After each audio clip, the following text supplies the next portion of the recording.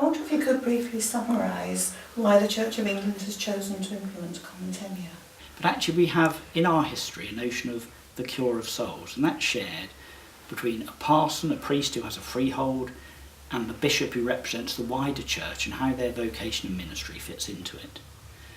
And we're doing two things in this move towards common tenure with the terms of service. One is we're recognising that the patterns of operating vocations amongst the priesthood are changing enormously. So lots and lots of people now do not have a freehold, they have all kinds of other licences. So it's a very complex picture, and technically and legally we're creating a very uneven way of operating. So we need to simplify that and clarify it. But the second reason for doing it is that the whole notion of freehold and then working with the bishop, sharing in the cure of souls, is something we want to recapture, and common tenure will create a partnership which is much clearer, much more simple and much more straightforward between all those in common tenure working in the vineyard, fulfilling their vocations in different places, and then the bishop and his team representing the wider church and trying to support those vocations, encourage them, develop them. And it provides a framework really for that partnership, which is of our times insofar as people do want to know the details and what the rights and responsibilities are. But it's actually recapturing something rather profound and deep about the way priesthood works within a Catholic setup in the church. What are some of the key changes and benefits that people will actually experience? There'll be structured conversations through the ministerial development review process, which allows all parties, those fulfilling their vocation, the bishop and his colleagues, to actually engage deeply about the spiritual call, the spiritual opportunities, and the way vocations are unfolding, both for the locality and for the whole church. We need a structured way in which that conversation can happen, and that's ministerial development review. So there's clarity in what's expected of people, a greater clarity, and a common way of expressing that. There's conversation that's structured, and probably most important, there's a structure for difficult conversations. It's very easy in my role, and I know parish clergy, we all do it, there's a pastoral approach to everything. And sometimes you have to look at hard questions.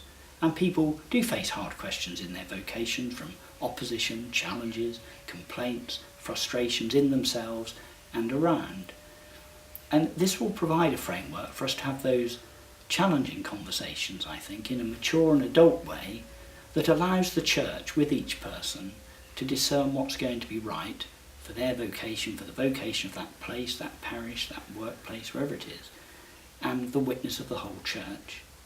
So they're the three things really: a greater clarity in what we're about, regular structured conversations for everybody, not just those who have to bump into the bishop or his team, and a way in which we can have challenging conversations when they're necessary because of difficulties that are arising either within a person or around them, and a fair way of looking at those things and seeking God's guidance as to how best to handle them. There are some who actually say that this is quite prescriptive and very process-driven, and actually somewhere we're losing the very essence of priesthood. Yeah. What would you say to that? It'd be easy to write them off as another bureaucratic enterprise. And of course the world is full of a tick box culture, and with ministerial development review we have forms. So there are signs that people could say, are we just going down the way that the rest of the world goes? Priesthood in its essence is about a partnership between somebody having a vocation to be a public representative minister and the whole church, who through the bishop authorises that ministry, licenses it, and has to care for it and nurture it and be around to help it flourish, and sometimes then to move and flourish somewhere else. Nobody's a priest on their own, you're a priest in the church.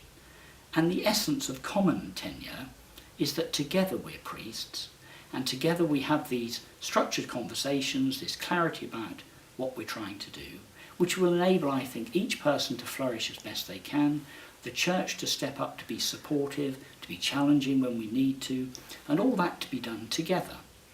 And all the ways of preparing for this and then operating it will allow priesthood, I think, to be a witness in the church that those whom God calls work in a partnership, operate in a partnership way, and give that sign and example to others. I think in terms of a theological rationale, if you want, we see that God in Jesus actually comes and engages with us in our full humanity, warts and all. And this notion of common tenure and the framework of terms of service actually creates a space for that to happen, for incarnation to take place, for the Spirit to engage with us, challenge us, transform us, and we do it together. It's clearly a very important change. What is the diocese doing to ensure awareness and understanding? Well, in the next couple of months, summer and early autumn, there will be some workshops with yourself and Bishop Humphrey to allow people to come, ask their questions, raise issues that concern them, so that together we can craft how we're going to understand this framework and work it to our best advantage in the diocese.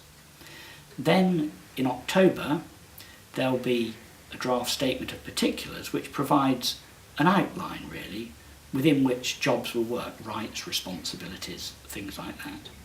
And again, people then have that information to look at, to discuss with others, to look at in chapter meetings, so that in November at the clergy conference there'll be a clinic type opportunity when anybody can come, and having had those opportunities to engage with some of the detail, both in discussion with yourself and Humphrey, and also by looking at the statement of particulars, at the model that's offered, come to look further at details, concerns, and the whole point is so together, by the time we come to January, when common tenure will begin to operate, we've done all that we can, not just to sign up to somebody else's scheme, but to own it ourselves, shape it so that it benefits us as best it can, and be ready to run with it in January and February when it begins to unroll.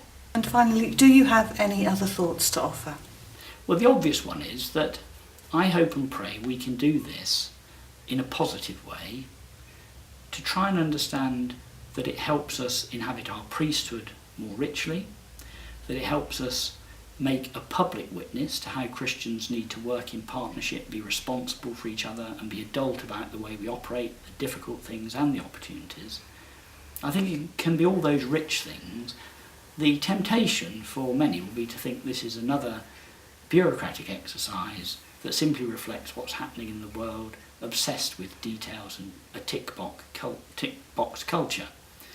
I think we've got to resist that temptation because, as I've tried to say in this conversation, there are far deeper issues at stake, and it is a real opportunity for us, I think, to care for each other better, to work together better, to be realistic about issues we need to face, and to have a framework and a system to do that in, which I think will be fit for purpose. It is reflecting how we operate in our times, but I think it'll be a profoundly Christian way of doing that.